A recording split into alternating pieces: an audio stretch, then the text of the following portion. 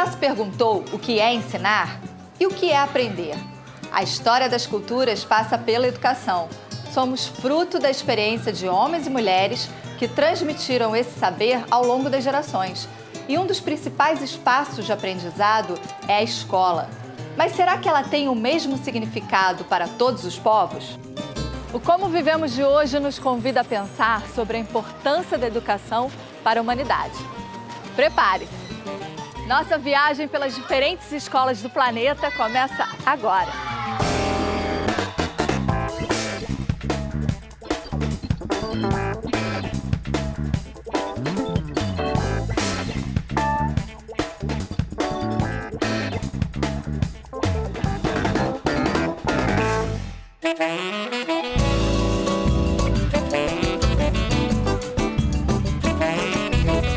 Quando a escrita foi criada há quase 6.000 anos pelos sumérios, o conhecimento era transmitido em casa, de pai para filho. Hoje, em vários países, a educação doméstica ganha força novamente e está longe de ser coisa do passado.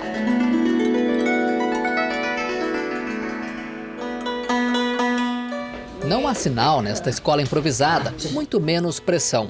No subúrbio de Pequim, Zhang é o professor do filho. Sou contra a forma rigorosa do ensino. Em casa, há mais participação.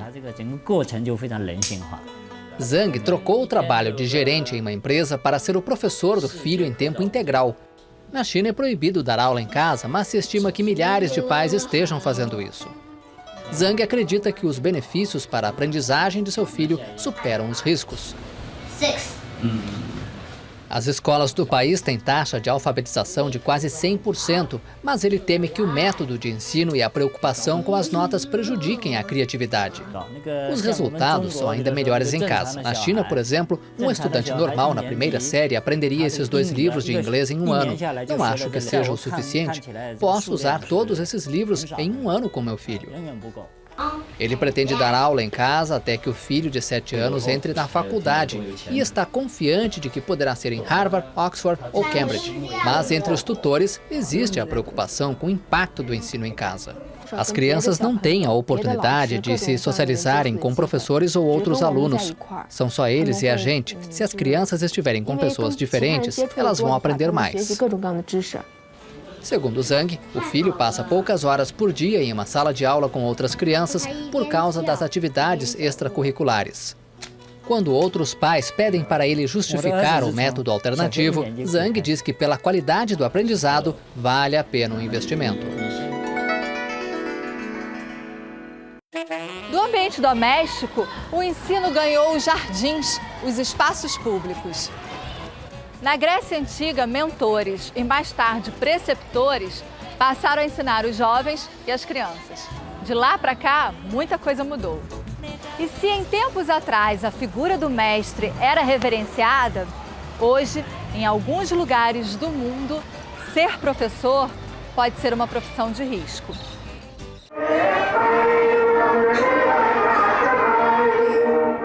Esse poderia ser um dia escolar normal em qualquer escola da Tailândia, mas estamos no sul do país, que vive uma rebelião desde 2004. As escolas são um dos alvos preferidos. Desde que um professor foi morto por militantes, seguranças oferecem proteção dia e noite. À noite há soldados e guardas.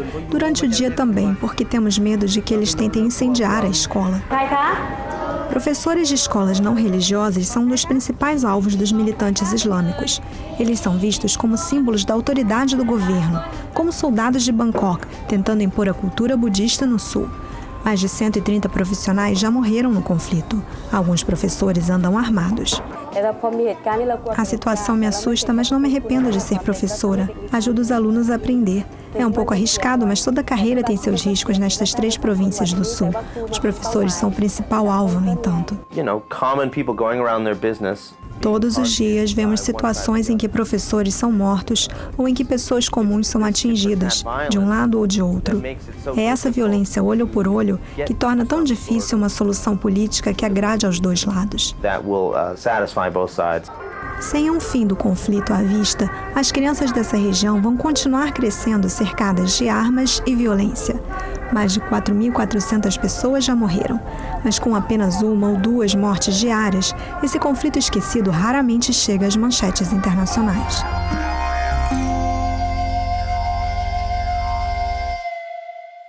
Por volta do século IV a.C., surgiram as primeiras escolas. No entanto, o formato como conhecemos hoje, com crianças nas carteiras e professores em sala de aula, só se consolidou no Renascimento.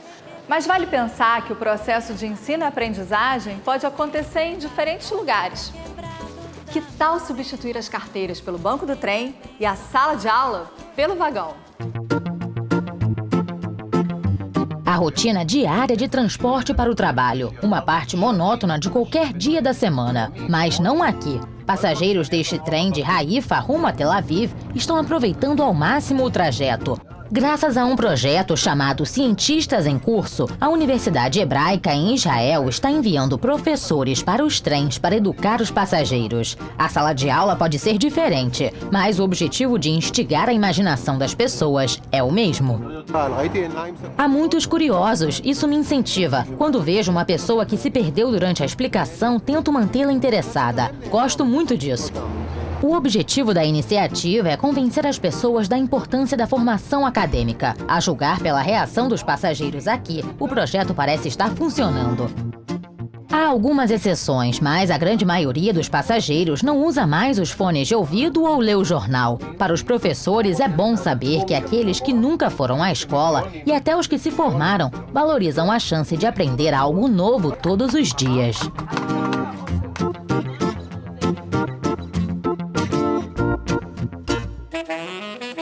O que acontece quando o aluno está na estrada o tempo todo? Aprendendo o ofício dos pais. Laura viveu no circo toda a sua vida. Ela é a mais nova no espetáculo. A menina se sente destinada às luzes da ribalta, mas mantém viva uma segunda opção. Cavalos e acrobatas. Se o circo fechar, vou ser cientista. Uma possibilidade não tão irreal. Pela primeira vez, Laura vai à escola. Ou melhor, a escola vem até ela. Laura e as crianças que a acompanham no circo vão ter aulas na caravana por todo o ano e em todas as cidades que a trupe visitar. É difícil de lidar com a situação, já que o espetáculo é a vida deles. Então, quando vão às aulas, falamos apenas da escola e nada do show. Caso contrário, a mente das crianças se volta para o circo e é difícil trazê-las de volta à terra.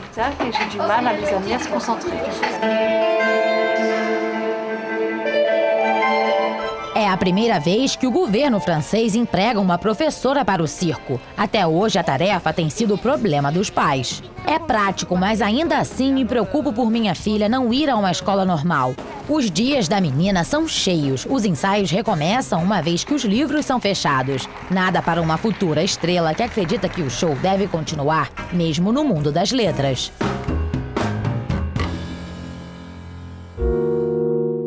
Em países destruídos por guerras, estudar numa escola sob escombros pode significar dedicação e respeito ao futuro de famílias inteiras para uma cultura de paz.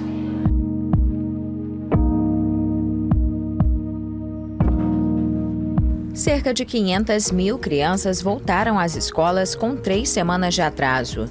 Durante a ofensiva israelense, além de casas e hospitais, 141 escolas foram destruídas.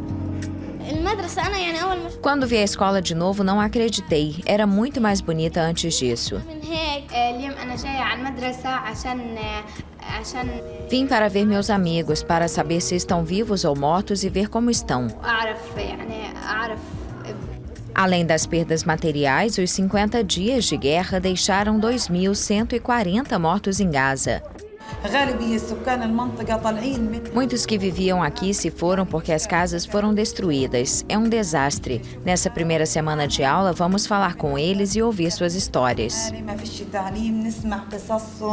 Segundo a autoridade palestina, a reconstrução da região vai custar 20 bilhões de reais e levaria 5 anos se Israel suspendesse totalmente o bloqueio de Gaza.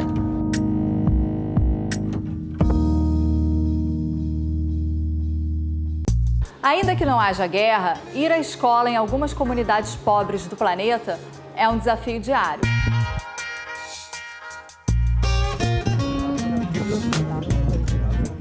Estes jovens enfrentam o frio todos os dias para conseguir estudar.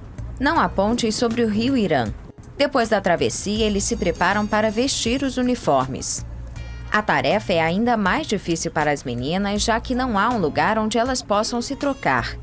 Moradores dizem que as crianças ficam doentes com frequência por causa do contato diário com a água gelada.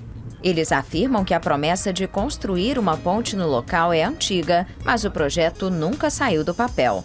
As autoridades garantem que o orçamento já foi feito e que a ponte vai ser erguida em breve. Enquanto isso, os moradores continuam esperando pela obra que mudaria suas vidas.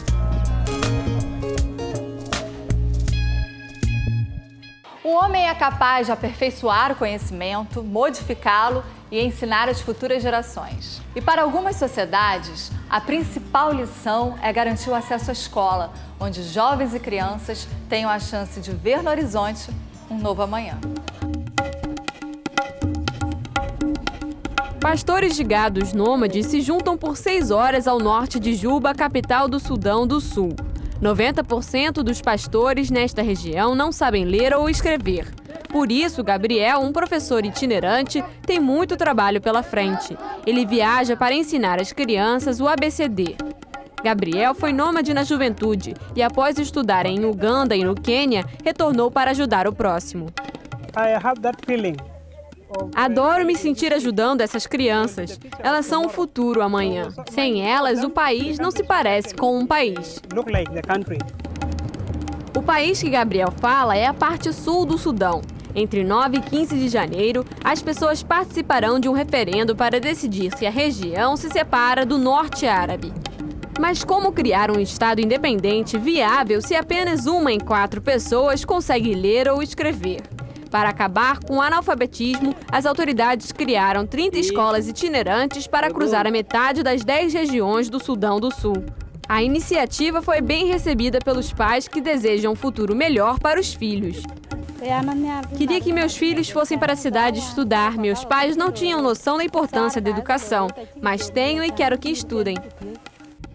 Autoridades esperam que a educação abra mais possibilidades para as pessoas fora das planícies secas da região, ajudando a diversificar a economia também.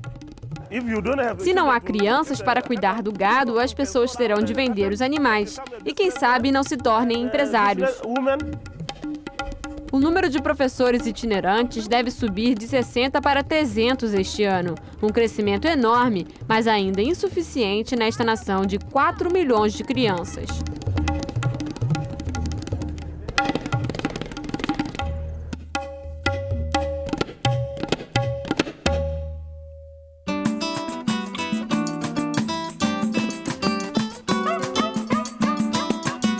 Como Vivemos fica por aqui e eu aproveito para conhecer um pouco mais desse espaço tão rico e tão revelador de nós mesmos, que é a escola.